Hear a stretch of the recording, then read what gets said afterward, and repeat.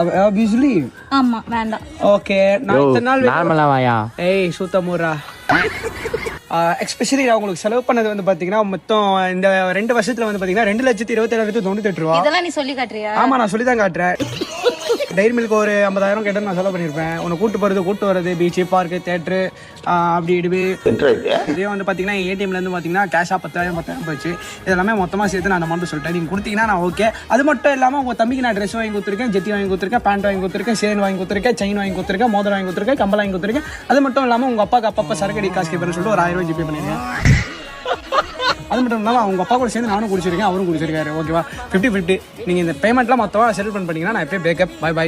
ஆமா நீங்க இங்கிலீஷ்லயே பேசலாம் மாமா. நல்லா இருக்குது. Yeah okay body. நான் வந்து சும்மா வந்து என் தம்பி முன்னாடி உன்னை ஒரு பிராங்க் பண்ணேன். Oh my god. ஆமா ஜஸ்ட் பிராங்க் தான் பண்ணேன். அப்படிலாம் நல்லா கேட்குற ஆளும் கிடையாது.